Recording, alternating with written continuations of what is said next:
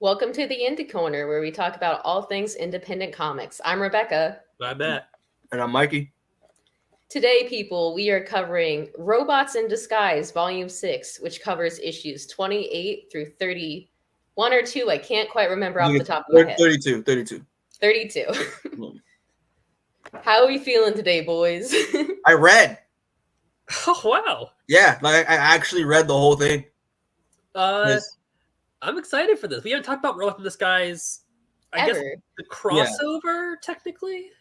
Yeah, we did it for the event, and now since then, if you noticed in the issue, there was a 6-month time skip, like there was in More Than Meets the Eye. So we're all on the same page now. And everything that we've missed gets touched upon pretty much. So I don't have to fill you in for any backstory. I was just surprised because like most of what you told us about Robot in Disguise is that like we shouldn't read it. So the fact that like you were like, let's do Robots in Disguise for the next episode was like, but you told us not to read it because I guess that's why we're reading. Well, it's a time skip and it's also a different location. Okay. So it's kind of like just a new book at this point. Okay. But yeah, I'm excited to talk about it because I read it. So yeah. And when we get to final thoughts, I'll go into more like overall how we feel about the book and all that. So okay. Let's jump into it. Mikey, if you'll pull up the slides. Of course. All right. So starting off with Robots in Disguise number 28. As I mentioned, there's a time skip with this. So we begin this book with Blue Starscream, a.k.a. Thundercracker, narrating his cheesy rom-com script. He claims to be a writer, but more notably, he's an ex-Decepticon. If you remember all the way back to episode 1, I briefly mentioned that when the Decepticons first invaded Earth, he stopped New York from getting hit by a nuke, and he kind of got kicked out of the Decepticons for this. Since then, though, he's been chilling on Earth, had his brain thoroughly rotted by shitty sitcoms, and was given a dog named Buster. Anyway, that's enough backstory. This human woman checking in on him since there aren't supposed to be any more robots on this planet as far as the public's concerned, and she says they need his help. Flashback to 500,000 years ago, the war is in full swing. This old guy over here named Alpha Trion is like, things aren't looking so good for us, and it'd be really bad if the Decepticons got their hands on a really big Transformer, like event comic level bad. So we're gonna leave. And then him and Metroplex blast off into space. This is relevant because if you recall, not long ago we saw Metroplex, but no sign or mention of this old guy, almost like it's a retcon or something. In the present, our group of Autobots are approaching Earth only to be greeted by missile fire, something that wasn't present when they first came to Earth years ago. So the crew splits up and boards their weird dinosaur ship friend named Skylynx as a way to avoid the missiles. All of this is done at the behest of Prowl, who believes the whole ship can make it through if they keep pushing. In a flashback to a month ago, Optimus's group is preparing to leave Cybertron as Prowl bitches that it's not fair that Megatron gets a second chance, basically. Especially while they're being sent off planet. I should note they're choosing to leave, but staying on Cybertron also means living under Starscream's rule. Speaking of, Starscream comes up to Prowl and is like, hey, you're a loser and everyone hates you. I understand that. But now I'm leader of the planet and you're nobody, so get fucked. I fucking hate him, man. I love that scene. Then some background characters go, want to know more about what happens to Starscream? Read our other mini-series, which, side note, that series is called Windblade, and the story is okay, but the art is really pretty. But anyway, said Windblade, who's the girl one here, tells Optimus that the old guy from earlier wanted her to pass on a message telling them to go to Earth. Back in the present, our robots land on Earth and proceed to disguise. Prowl gets put on a mission of tracking down who is firing the missiles at them, while the rest of the group heads to a lonely warehouse. Inside, they find Thundercracker. Optimus asks him what happened to the old guy. Thundercracker laughs and says he has no idea, but he doesn't have a reason to help the Autobots anyway. To which Optimus informs him that not only is the war over, but Megatron's an Autobot now. Then Galvatron pops out of nowhere, remaining Decepticons in tow and says, "Oh yeah, I'm in this book too." So the two groups fight for a second, wrecking Thundercracker's house. But before the Autobots can take the fight outside, the woman from earlier, who we now know as Marissa Fairborn, shows up with a bunch of takes, planes, and weapons, saying she's the director of the Earth Defense Command, and that as part of the Earth Decepticon Alliance, the Autobots are under arrest. And that's the end of issue 28. So what do we think? Some cliffhanger. Say that again? That's some cliffhanger. Yeah. When I read that ending, I was like, yeah, this is gonna. I think this is going to backfire on the humans at some point. Because like they're team up with Decepticons is humans with Decepticons. I don't know. That's not how it's supposed to be. Like I read this while I was at work, and I literally was like on my break and was like, "This is the dumbest shit I've ever read." It's just so stupid. The fact the humans would join with the Decepticons and expect it to go smoothly. I'm just like I was like, I was expecting just shit to go up, but yeah, but I thought that was a really cool twist though. I forgot Galvatron existed as always because that's like his character. He's just the Megatron you use when you're not allowed to use Megatron. Yeah, I thought he was Megatron at first. I was like, yo, when the fuck did Megatron look like kind of gangster for a second? And I was like, oh wait, this is Galvatron. That's whatever. I thought this issue was cool. I'll say this though. I don't know if Matt had the same experience, but I found this a lot quicker to read than More Than Meets the Eye, which makes sense how I finished reading the book, reading this volume. But I thought the pacing was a lot more just like quicker and also like less bubbles helped. So this arc is a lot simpler in general, especially compared to some of the stuff in More Than Meets the Eye. Like this is kind of a nice breather between last issue or last volume of More Than Meets the Eye and the next one, which is also very heavy sci-fi. Mm-hmm. Right. Yeah. I'll touch on this more in final thoughts. I think this series, even though it's still silly and like convoluted, kind of takes itself more seriously, but also like is more like the standard Transformer comic in a way. Mm-hmm. Like it's kind of what you expect to read when you see a Transformers comic. Yeah, absolutely. It felt a lot more like the we've talked before. I'm not super deep in Transformers, but I was a fan as a kid, and this feels more familiar. Honestly, yeah. No, I feel that too. I left a train of thought. I'm sorry. Okay. Do you want me to give you a minute or just move on? Well, I've got something else. If I thought Mikey was gonna say something. Skylink showing up. I don't know how I feel about this design of this character. He's just he's just a ship lizard. Like that's what he is. It's just it's a very out there design. Yeah, I'm just like, oh god, I don't know how I feel about it. Prowl. I love how Prowl is also a piece of shit, just like Starscream. I hate that guy. I hate Prowl. I think I'm sure I have said this before. I can't fucking stand Prowl. And that scene where Starscream was like, "You're a goddamn loser, and no one likes you, and you should leave." I loved that. But I like being talked down to by fucking Starscream of all people. Fuck. Yeah, that's what I'm saying. It took Starscream, who is a fucking loser that no one likes, to tell Prowl that he's a fucking loser that no one likes. I'm just like, you of all people would you of all people to say that. It's kind of funny. But I think Prowl is so annoying. He's very condescending. Like he's very condescending. Yes, he's so self-righteous. Yeah. I don't like him, but I think he kind of works in this book as like a secondary antagonist. Mm-hmm. Yes. Yeah. Yes. No yeah. I like him as an antagonist because I hate him as a person.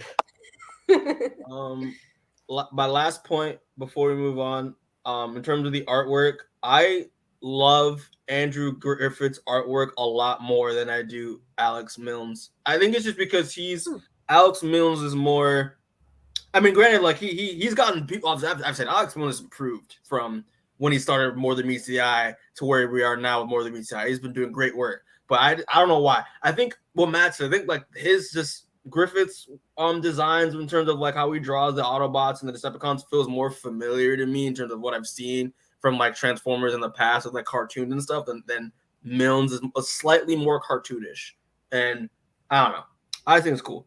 I like his artwork a lot. Yeah, I can understand what you're saying. Again, I feel like this book as a whole is kind of more like the comfort food, I guess. Like it's not going to be the height of like comics, but it's like what you kind of know and want sometimes. Yeah. I don't need Rebecca to explain this one quite as much as I need her to explain more than meets the eye. Yeah, that's true. And whether that's for better or for worse, I haven't really decided. You know what I mean? Yeah. I mean, like, can I still tell these Autobots and these Decepticons apart? No, but like, I think they're much better drawn, slightly much better drawn here than what meets the eye. So, I also think Thundercracker's a delight.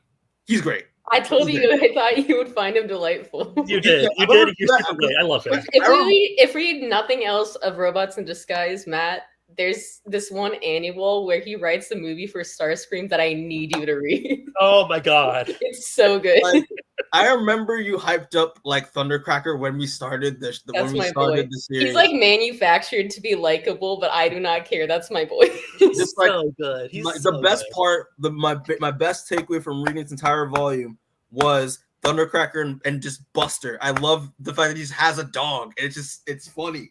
Exactly. The game throw out the dog. Like he's clearly supposed to be likable, but fuck, he is. Okay, but yeah, I'm good. I have no other thoughts. I'm good. All right. So moving on to issue 29. I didn't mention this last volume, but we got three different artists on this. I don't know in what capacity, if they did all the art or just had different people doing the like inks or what. Okay. But anyway, moving on. We open this issue with Marissa's backstory. Basically, she was in New York the day the Decepticons invaded, vowing that such an attack could never happen again. Of course, a few years later, not too long before the present, guess who shows back up on Earth? As you may expect, the Earth Defense Command is not happy to see them and is prepared to start shooting. Soundwave, who's this blue one here, he's also my fucking boy, says, look, we know about all your nukes and like weapons based off our technology. We don't want a war. We're just trying to get back to the roots of peace, equality, and love of Decepticonism. And more importantly, we still fucking hate the Autobots. So if they show up on Earth, we should work together to drive them off the planet. Back to where we left off in the present last issue, Optimus Prime is like, am I stuck in a Bay movie or something? What do you mean you're working with the Decepticons? We're the good guys. And she's like, yeah, but you guys wouldn't let us keep our weapons of mass destruction. And also joining up with Megatron wasn't cool, I guess. It's so petty. It's very petty, but it's also exactly what the real military would do. Yeah. Yep. Anyway, Optimus says they don't want to fight. They're just looking for someone. But since their only other option is to surrender to the Decepticons, they fight. So as they're fighting down on Earth, we see this guy called Jetfire, who's the scientist of the group, trying to pass on a backup request to Prowl and fix the ship that's now full of missile creatures. To show that he's the smart one, they show him build a gadget to stop the creatures, contrasting the Constructicons, aka Prowl's personal fan club, who have just been smashing them. And these goons tell him not to worry about contacting Prowl because he's already got a plan. Back to the fight below, Jazz accidentally fires in the direction of human soldiers and has a little PTSD moment. For context, in the old ongoing, he killed one human guy in the heat of the moment, and for whatever reason, after 4 million years of war, that's one oopsie daisy he can't come back from. So the Autobots flee as not to endanger any humans, and the EDC, aka the Earth Defense Command, is cool with this because now they can just let the Decepticons hand it. What could go wrong? Right. As the Autobots retreat, we see Prowl coming in hot above Earth, ready to enact his plan when we get a flashback. Again, he's bitching that they let Megatron live and have rights and whatnot. Optimus reminds him that war isn't one-sided, and at least Megatron knows what he did was wrong. And Prowl's like, okay, maybe you have a point. Then immediately he goes outside and tells his yes men that this is a bunch of bullshit. And in one of his funniest lines says he would, quote, never admit he was wrong because he never was. Meanwhile, his goons are like, so can we go be in more than meets the eye now? And he says, no, they're stuck in this book with him. And they have to follow Prime to Earth to clean up his mistakes. It really was like that, though. That's so funny. Like, get us the fuck out of here. You want to be on the lost line with everybody else. You're stuck in the more mediocre book. In the present, the Autobots lead the Decepticons into a populated town. Neither side can transform without blowing their cover, but the Decepticons have our heroes surrounded. Optimus Prime realizes that even as cars, their presence is still putting people in danger, but before they can leave, Prowl and Co. show up and form Devastator, and that's the end of issue 29. So, I don't know that this is necessarily conducive for conversation, but I just realized as they're explaining this issue, the Soundwave and Shockwave are different characters. Yeah. And that everything makes so much more sense now, because I was like, didn't we just deal with this guy? Why is he just hanging around now? Matt, come on. Never insult my boy like that. Yeah, don't do that shit again. That's not, no, listen, this man turns into a fucking boombox, okay? Okay? It's awesome. Starscream could never. Huh? What does the other one turn into? What does Shockwave turn into? I don't give a fuck, man. He's not a boombox. Like a gun or some shit. I don't know. Oh, okay. It doesn't matter. Yeah. These guys don't transform anyway. Yes. Yeah, I guess that's true. Soundwave up with a freak. He turns into a boombox, and then like doesn't doesn't he have like a transformer inside him that turns into like a? Yeah, he turns into a boombox, and his goons are cassettes. His goons are cassettes. Yeah. That's really awesome. funny. It's so good. I really like that. Best. I also love Jetfire. He's cool. Him and Doc are awesome. As a kid, I really liked Jetfire. Mostly because I didn't have very many Transformers toys, and Jetfire is one that I had. So I was like a big Jetfire fan. And like, I don't know if it's true to this canon, but he had a backstory where he was like bros with Starscream, and y'all know I'm a Starscream fan, so yeah. I don't think they have this in this, but in one of the stories, he punches a cop in a backstory, and that was pretty cool. Hell yes. Actually, it might have been Prowl, which makes it even better. But even better. It's fuck Prowl. He's the worst. I'm gonna say after every single issue, I think, because he pisses me off in all 5 of these issues. He does something to annoy me. I hate him. He's a very annoying character. Oh my god. Otherwise, I don't know. I don't think I have that much more to say about this. I have something to say. I thought this last page was fucking sick. I don't know what I think. It's like I loved. Listen, as I said before, I love Grimlock. I love Metroplex because Metroplex just a big boy, and then fucking Devastator is just fucking out here. I completely forgot that he was like a combiner. I was like, yo, he's fucking Devastator, and I didn't realize that it was like Prowl in the fucking center of it until he's the head. Yeah, he's the head. I didn't realize that he was the head of it until like 20 minutes after reading it. I was like, oh shit, Prowl really had to fucking be like, oh guys, I'm saving you guys. Like you really had to just like one up for no reason.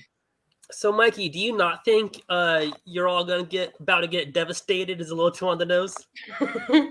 No, I knew okay, Matt, if you were writing this comic, what line would you end it on? What's your cliffhanger? Oh man. No. Yeah, that's what I thought. I knew he was Devastator. I knew Devastator showed up. Like, I know who Devastator is, but I didn't realize it was Prowl like as the head for a second. Like it took me a little bit to realize. But that page was cool. Yeah, no, I love a good pun, Matt. I love it. It's good shit. But that's fun. That's a fun pun. It goes hard, Matt. Yeah, man. Matt doesn't understand puns. He just doesn't get it. You know, that's why he's a Starscream fan. Fucking hell. All right, let's move on then. All right. Issue 30. Beginning in a flashback, we see Galvatron killing some people when a much younger Alpha Trion comes up to him and is like, how'd you like to do some conquering for me? Then in a different flashback to a few months ago, we see Galvatron like, we should conquer Earth and not let the humans tell us what to do. And all the Decepticons are like, okay, boomer. And before really call him out for being old too. It's so funny. Yeah. And then the Decepticons reiterate that they're trying the hippie approach to this right now. In the present, Devastator is kind of going on a rampage with no regard for the civilians around them. So the Autobots are in protection duty while the EDC is trying to shut the whole altercation down. So calling in Skywarp, who you might slightly remember from Dark Cybertron, he's not that important. No. He has teleporting powers, which is what matters here. The humans use some sort of secret weapon to give the Decepticons super migraines, disabling them and then teleporting them off the battlefield. So now that the fight's over, the Autobots make it back to their spaceship. Optimus Prime is understandably kind of pissed at Prowl for pulling the Devastator stunt, but Prowl's like, well, if the military doesn't want Earth to know that we're here, that's their problem, not ours. At least they're not killing people to keep us a secret, you know? Oh my god. Prowl and Prime both realize that the humans have something really bad on their hands with this weapon they used on the Decepticons earlier. Prowl thinks that if the EDC is willing to use weapons against their allies, they should essentially trick them into fighting each other, even though Optimus insists that the humans aren't their enemy. Then Jetfire comes in and tells the group they found Alpha Trion in the Marshall Islands, where the U.S. used to test bombs. Furthermore, evidence suggests that between the Decepticon retreat and the missiles hitting the ship, the humans have access to a Cybertronian brain. Unbeknownst to them, however, one of the Constructicons passes along this information to the Decepticons, and apparently Galvatron is looking for Alpha Trion as well. And that's the end of issue 30. No thoughts on MTMTE in this one. Wait, say that again? There's a lot of setup in this one. It's kind of like setting up the next 2 issues more than anything else. I have Mikey. a question. No, yeah. I have a question.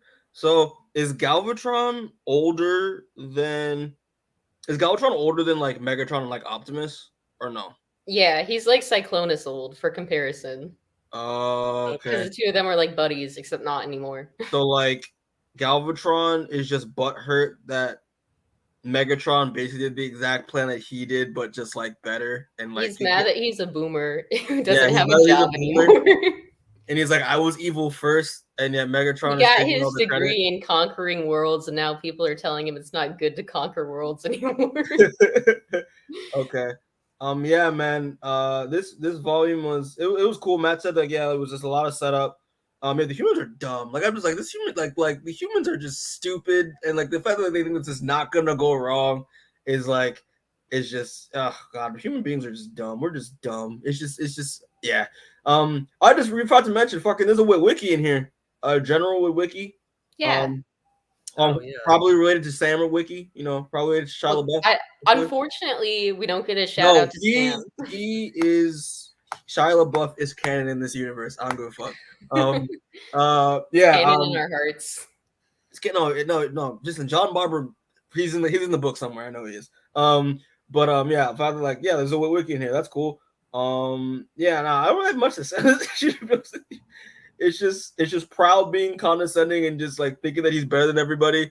And then just Optimus, trying to like keep Prowl under control because it's like, hey, Prowl's relaxed for a little bit after being like devastated for a little bit, and then like that Prowl's never relaxed.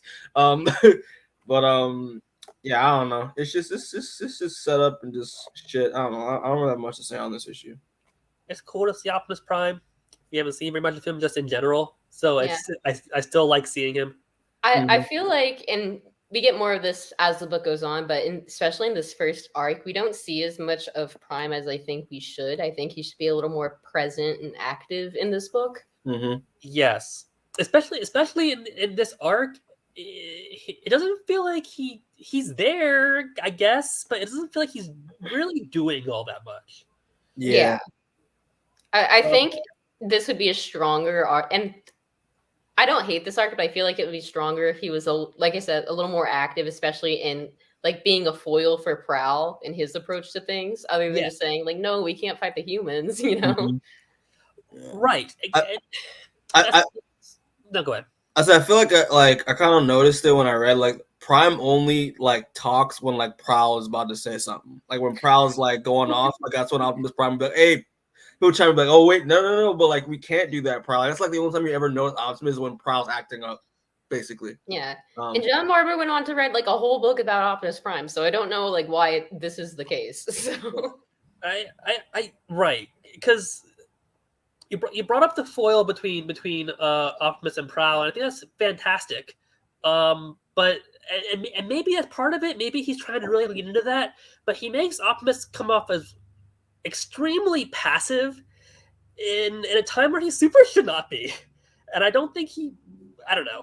Yeah. I mean, again, we're not reading like this whole book, especially right now. Yeah. If we read the whole book, you can make an argument for like there's an arc there, but this is just the first part of that. Right. Okay. All right. So let's move on. Issue 31. This issue starts with some backstory / narration from Jazz. As mentioned previously, he's still feeling real guilty about eviscerating a human a few years back. That's what I was saying. Like I looked at it, I was like, yo, he fucking obliterated this man. Right. Again, I still think he's being a little dramatic, but whatever. Anyway, he's tired of the violence and fighting and just wanted a normal life, so to speak. For a while, he almost had that back on Cybertron, but when Optimus Prime asks you to join him for a mission, you can't say no. Cut to present day on Earth, where we see Jazz on a stealth mission in the Bikini Atoll. Back at base, the Autobots confirm this is where Galvatron is being held after finding his ship.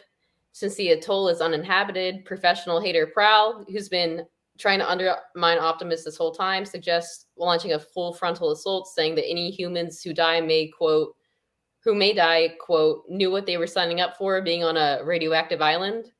But Prime's like, what the fuck is wrong with you? And takes a couple of his guys to go retrieve Galvatron instead. Before the group leaves, RC, the girl one, tells Prowl about the possible spy on board, but Prowl waves it off and just tells her to look out for Optimus. Over with the humans, we learn that the weapon they used earlier won't recharge for a couple hours still, which leaves them open to retaliation. General Wiki, who's the leader of the EDC, says the Decepticons won't be able to track down their secret base, and if they did, they'd be in for something, when suddenly Soundwave and Galvatron teleport into said secret base. Galvatron is upset that they used their secret weapon on them, but even more upset that they didn't share their secret weapon with them. We also learned that the Decepticons are on Earth because Soundwave's trying to start a hippie commune, which Earth is financing, and we get an accompanying flashback to explain this. Then, as the humans and Decepticons talk inside the base, we see the Autobots attack. However, as they blow up drones, making their way closer to base, we see the Decepticons didn't come empty-handed and brought their warship with them. Elsewhere in the base, Jazz is sneaking around. He's got special paint that stops cameras and sensors from picking him up, but still has to hide from humans.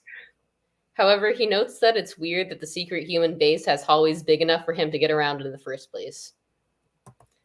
As he's snooping, he comes across Galvatron, who's tied down with a bunch of wires coming out of him, but before he can rescue him, Prowl shows up behind him, gun to his head, and says Galvatron isn't going anywhere. And that's the end of issue 31. I really like Jazz in this issue. Yeah. I liked the little I think Narration. I think it's an internal monologue thing where he's being Yeah. dramatic about killing a guy. Mm-hmm. And he talks about how Optimus didn't hesitate to still put his faith in him after that. And I thought that little moment was really great. Even if he's being a big old baby about the situation. I mean, I'll say this, right? I really like Jazz in this issue. I was like, oh shit, like the fact that he is being a bit of a baby, but like it's just how really killing a human really bothered him, even though because like Autobots don't really do that, but they kind of do though.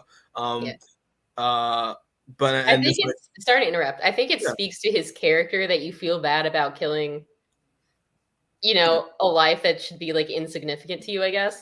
Yeah. And he was pretty much, in my opinion, he was kind of like the focus on this book, more of like the focus on like this issue. Yeah. But one thing that kind of irks me though, and it's just a me thing. I don't know if anyone about it, like why the fuck is like this issue focused a lot on Jazz, but he's not on the cover. It's just fucking Jetfire, and Jetfire does nothing in this issue. Like, what did he do to make him seem like he earned to be on the cover? Tell me, tell me, John Barber in IDW. Tell me. I don't think I've ever put it on. There's this alternate issue or alternate cover from one issue of More Than Meets the Eye where Ultra Magnus is on the cover and he's like, it should be illegal to show comic characters on a cover of an issue they aren't in, and he's not in that issue. Yeah. Love like, it. Why? I love it. That's just wrong. It upset me so much. I was like, Jazz is like, he has such a good, like, his narration in this issue is so great, and he's such a good like focus for like this issue. But why is he not on the cover? It makes no sense. That's really funny. I hadn't even thought of that. He might be on a variant, but I'm honestly not sure. I didn't check. That's so disrespectful. Always getting the black characters on variants. It makes no sense. Like, come on. Jetfire's little robot friend is also on the cover, who I didn't mention earlier because I forgot about him. I thought he was kind of annoying. I don't think he's in this issue either, so there's no sense in talking about it. But I thought he was annoying. One thing I would like to say that I thought was very interesting was the fact that like when you said the fucking Soundwave was starting a hippie commune on Earth, I do find it very interesting that like he said that like the original goal with the Decepticons was for peace, I guess, to like on Cybertron, even though they did it through like violence. Yeah. Like, well, it's like technically equality, but you can throw those other nice flowery words in there too. yeah, I didn't really think about that. Like, they became all like maniacal and evil, like towards like, you know, the middle of like the war and shit. Like, they honestly kind of started the Decepticon thing with like good intentions, you know, at first. Yeah, that was interesting. Like, they say this in like, you know, on the like blurb they put on like character pages. Yeah. Like in the future, not in this book, but they'll say like Soundwave's supposed to be like the heart of the Decepticons, kind of. And I love him. I like him. He's great, man. He's a leftist, but he's also kind of a bitch. I like I'm excited to see more from him because I feel like he's not really that present in this arc. He doesn't do very much. No, well, he's like not a figurehead, you know. He's like the lurker. Yeah. Mm-hmm.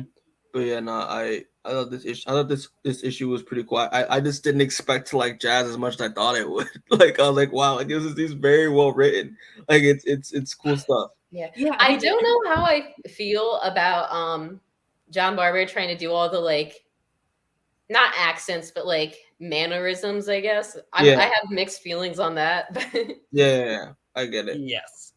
Also that page of like the Autobots like storming in on like on the base is so cool. I like that page a lot. Very well done. It's interesting that this issue spends a good amount of time making like Jazz. I didn't care about him before. He wasn't really a character that was in anything else we read. So this is my introduction to him. And by the end of the issue, I'm like, oh, I like this guy. And then this dickhead shows up and puts a gun at him. And every single issue, he does something. I can't. Yeah. I think it's like the fact that he comes in with like no explanation, just out of nowhere. It's just like, what? He's like, hey, you know this character you like now? Whatever. Also, I don't think we acknowledged it, or maybe I'm wrong. Maybe I like zoned out and like didn't pay attention. But like, B's dead. And I don't like that. Like, yeah, I don't know at what point it actually starts happening. I'd have to like search through like the wikis, but he goes on later to haunt Starscream. Oh, what? Really? That's funny. What? I like that. That's funny. Love that. But like, wait, like really? Yeah, like he's a ghost and he haunts. That's really funny. Oh, I love it. But like, when did B die? Like he died in Dark Cybertron. Did he? Okay. And then Megatron got really sad about it. Yeah. Oh yeah, and that's when he's like, I'm an Autobot now. Okay, I remember. Okay.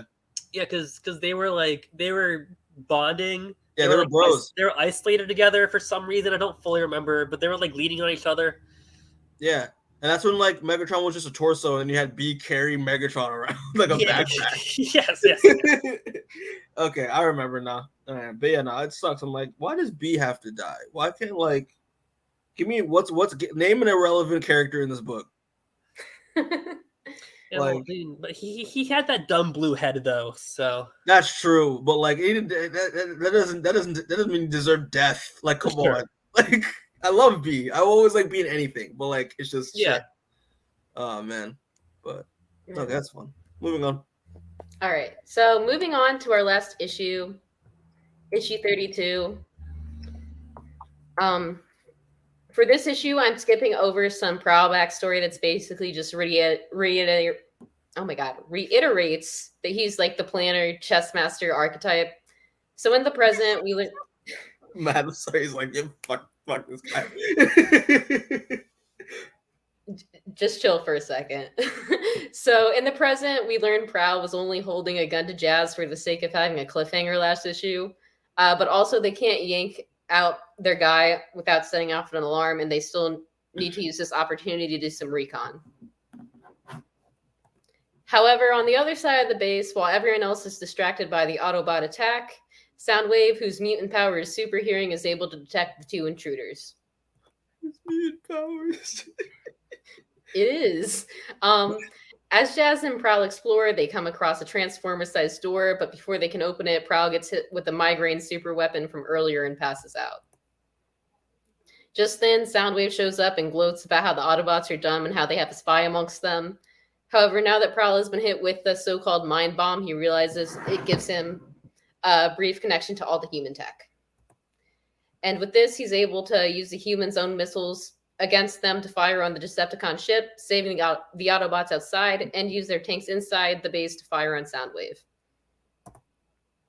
Outside, Thundercracker, who's been trying to avoid fighting altogether, falls into a hole, and upon landing sees something that catches him off guard that we aren't privy to just yet.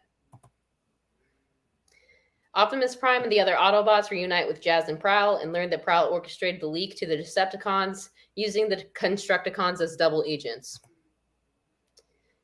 Somewhat off-panel, the group rescues Alpha Trion for real, bringing him back to their ship and returning to their base. On board, Optimus Prime chews out Prowl for being an untrustworthy bitch. However, Prowl defends his actions by saying it's not enough to just be a good guy, you also have to play everything smarter than your opponent. Also, despite rescuing Alpha Trion, the humans still have somehow have the knowledge to continue making weapons to use against them. In the aftermath of the battle on Earth, Galvatron kills General Witwicky, blasting him before he can pass a final message on to his son. Sam? Close, but not exactly. A bit later, Marissa arrives on the scene where Galvatron tells her that the Autobots, more specifically Prowl, killed the General, which she responds to, saying that it must be revenge for the General's son, Witwicky, betraying the Autobots in a previous book. Finally, we close out the arc with some more script writing narration from Thundercracker, revealing that what he saw when he fell down a hole was a man-made army of Transformers. And that's the end of Volume 6. Humanity's not smart enough to fucking make Transformers. What are you talking about? They did that in Transformers 4. Oh, yeah, they did. Oh, and that's how that's why I know who Galvatron is, because of that dumbass movie. Okay. Oh my god! Yeah. I just remember the scene where they make the pill. Okay, I remember that scene in that movie where they make that bootleg version of Bumblebee, and B was there and got so offended he destroyed it. Oh that yeah, movie sucks. Terrible. But I mean, that's my favorite moment in that movie because that was funny. But yeah, man, that ending is a good ending. Actually, they look. I mean, that is a thing that the fucking U.S. government would do, though, is just make their own fucking Transformers, just kill other Transformers.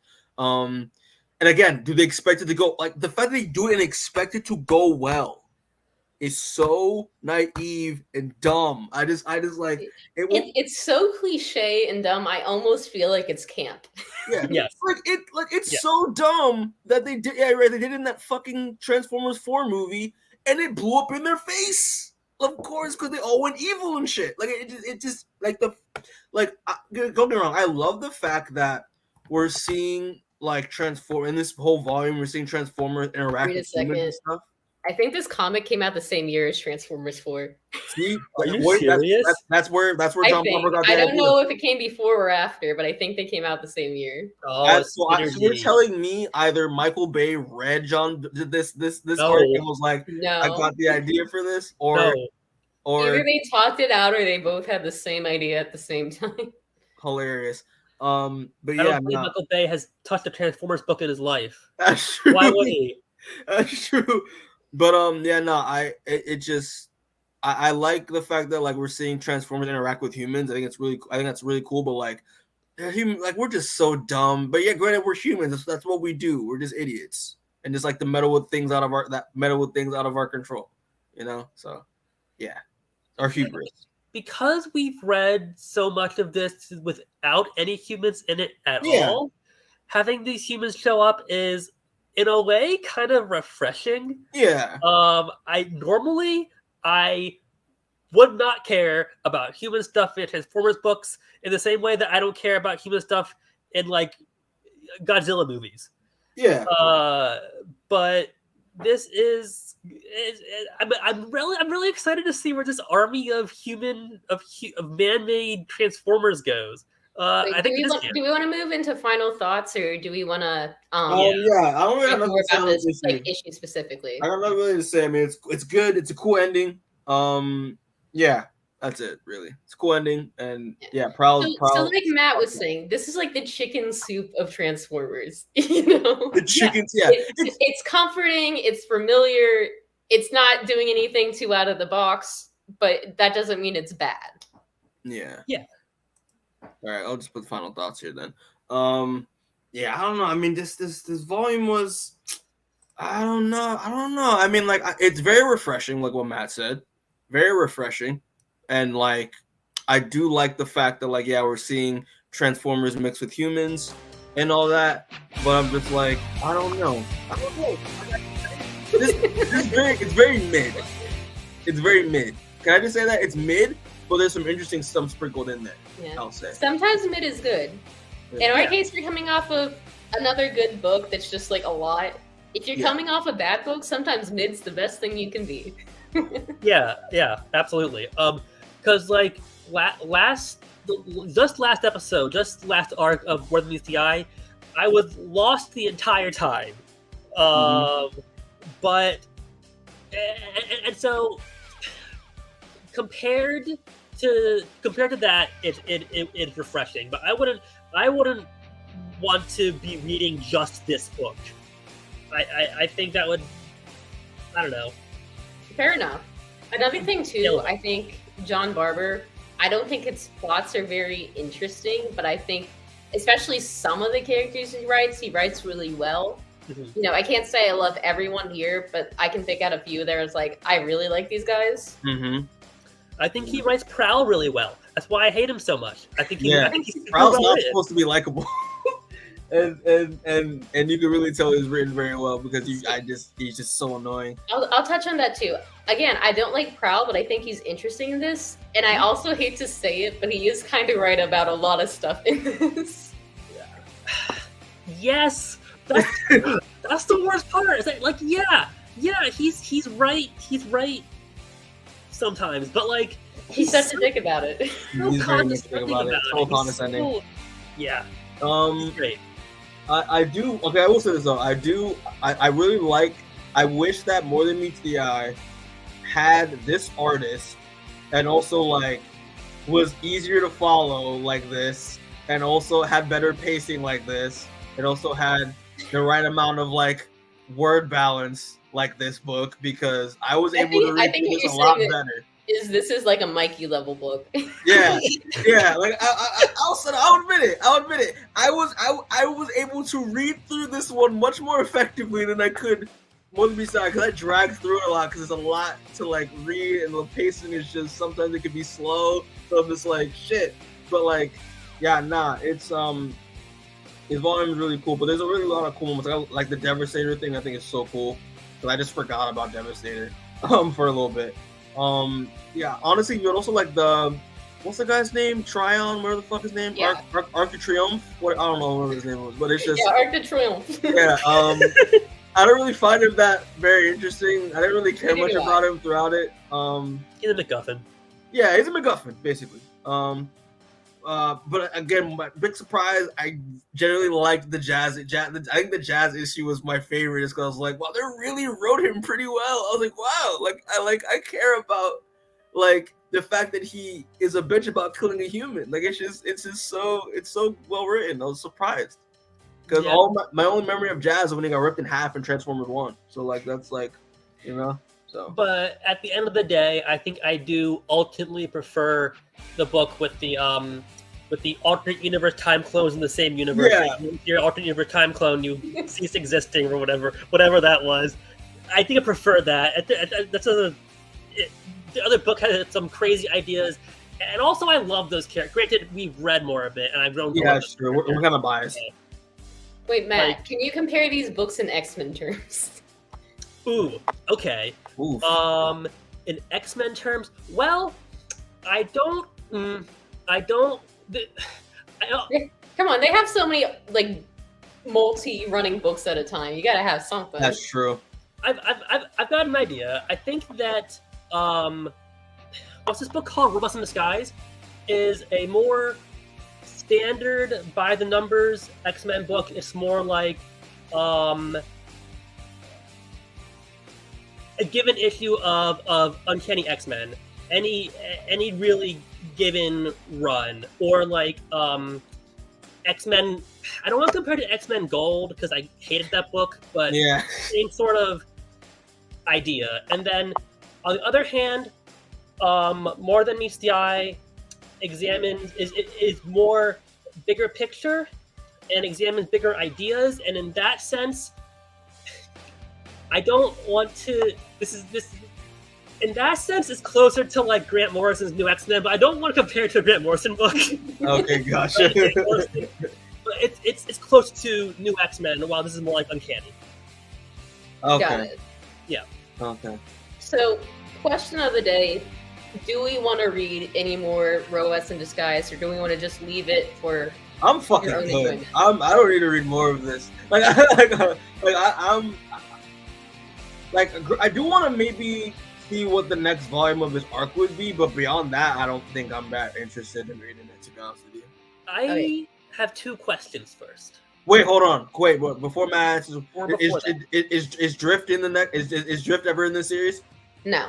Okay, fuck it. Thundercracker. Are we gonna see him outside of this series? Not really. He's relegated to the Earth stuff. Oh, okay. What about this army of man-made Transformers? You have to keep reading for that. It's also in this book. Yes. Matt. Well, I'm gonna say this. You've been introduced. You've dipped your toes. If you want to read it on your own, you're more than welcome to. But we'll stick with finishing out More Than Meets the Eye on this podcast. Yeah. Okay, let's do that. I think that's more of a priority. I think. Yeah, It's just let's do that. I'll more than the Yeah, I loved Thundercracker. Okay, let's do that though. You're right. I'm gonna send you that annual I was talking about after this. It's so good. Oh, please do. All right. Well, is that it? Is that everything? I think that's it. Okay. All right. So I'm just gonna take this shit off. Thanks for everyone who are watching this or will watch this. We appreciate it. Rebecca, do you know when? Do you have do you have a slide for like the next time? Okay, I do. I almost forgot. Yeah. All right. So next episode, More Than Meets the Eye, Volume 7 covers issues 28 through 32. That doesn't sound right, but I didn't double check, so I don't know. Anyway, whatever the issues are, we'll be streaming that Monday, February 6th, 2023. I put 7:30 again. Never know what time. It's probably going to be closer to 8. It's gonna be 8. It's gonna be 8, Yeah. Mikey. Yeah, it's gonna be 8. It's gonna be 8. I love this cover. Yo, no, that's so. I'm super into this cover. Who is that? Is that That's Trailbreaker. Trail? Are you sure? Trail Cutter? Trail Cutter? Trail Blaster? One of them. What? Who's to say? Yeah, but yeah. So be looking for that episode. That's gonna be interesting to see. Hopefully, it's a fuck fest like the last volume was. Yeah. Buckle up. Prepare yourself. We got another heavy sci-fi issue. We're getting into time travel. Oh yes, right. Okay. But yeah, so be on the lookout for that. Also check out some of the videos that we've been dropping as of late. I gotta re-edit the Invincible video again because Bezos blocked it twice. So I gotta figure that out. But also check out our test stream for Dead Space because that was really fun. It's just a nice little Watch me be stream. really bad at it for an hour and a half. Rebecca, you were fine. You were fine. Okay, don't beat yourself up about it. She was fine, guys. She was okay. So be on the lookout for that. Also, I posted a poll for potential games that we might do in the future. So I think the options are Gotham Knights, Midnight Suns, Spider-Man Remastered / like Miles Morales. Like we could just do both. It doesn't really matter. And Guardians of the Galaxy. So if you want to figure out what games y'all want us to do, just take your pick from there. Check out the Best and Worst Comics of 2022 podcast that we did. Like what was it last week? Last week. Like that was really fun. So you can see like some of the books we hated and some of the books we really liked of last year. I think that was a good time. Also check out the Rewind as well. The Indie Corner Rewind if you haven't done that already. It's a good little video. Clips are coming. They're coming. Like it's just editing sucks, guys. Come on, they're gonna happen at some point. But I got some in the back burner. But yeah. But also check out at some point either this week or next week we're gonna be doing the best and worst movies and movies and TV shows of 2022. So that's gonna be a really fun episode that we're gonna do. But yeah, but that's basically it, guys. Appreciate the support as always. Comment, like, subscribe, all that jazz. Click the notification bell so you know when we drop new videos. And as always, people, get home safe, and we'll see y'all next time. All right, peace.